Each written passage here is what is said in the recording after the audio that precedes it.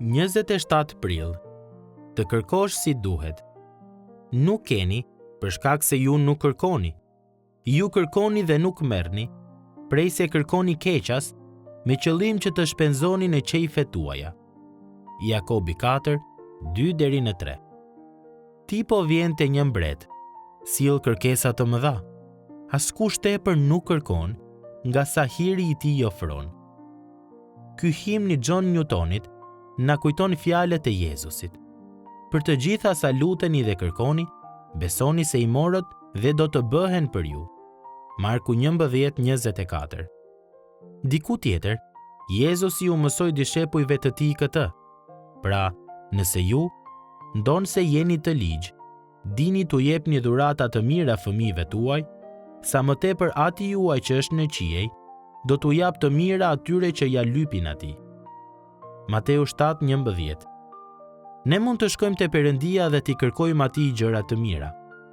Ne kurrë nuk mund të kërkojmë më tepër se duhet nga Perëndia. Megjithatë, siç thot Jakobi, shumë prej nesh nuk i marrin këto dhurata nga Ati ynë, sepse nuk kanë guximin për të vepruar sipas mësimeve të Jezusit dhe thjesht të kërkojnë. Ose ne vërtet kërkojmë, por kërkojmë gjëra që nuk janë në përputhje me vullnetin e tij. Por përkundrazi, ne duam t'i marrim prej tij në mënyrë që t'i shpenzojmë në qejfet tona, që t'i përdorim për të përmbushur përparësitë tona dhe jo për t'i shërbyer atij. Kur marrim parasysh se çfarë na mëson fjala e Perëndisë për lutjen, ne zbulojmë se duhet të kërkojmë dhe të kërkojmë me përulësi, sinqeritet dhe dashuri dhe me një kuptueshmëri se Perëndia është sovran dhe se ajo që dëshirojmë më shumë është që të bëhet vullneti i tij. Kur Jezusi ishte në kopshtin e Gjetsemanit, ai u lut: Aba, o Atë, të gjitha janë të mundshme për ty. Hiqe tutje këtë kup nga unë, por se jo çfarë dua unë, por çfarë do ti. Marku 14:36.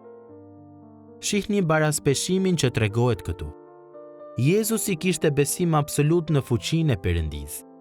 Ai kishte guximin që t'i kërkonte Perëndisë, të bënte diçka të pamundur nga ana njerëzore.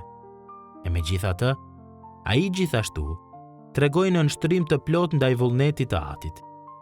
Ishte vetëm qëllimi sovran i Perëndisë që nuk lejoi që kupa të hiqej tej ndërsa Krishti lutej. Nuk ishte për shkak se Krishti nuk besoi mjaftueshëm për ta bërë këtë.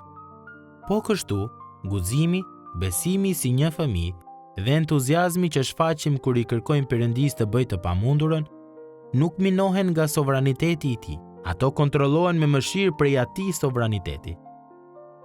Si fëmijë i Perëndisë, ju mund të shkoni me guxim përpara Atit tuaj, duke i besuar atij që të përmbush gjithçka që ju nevojitet dhe gjithçka që kërkoni në përputhje me vullnetin e tij.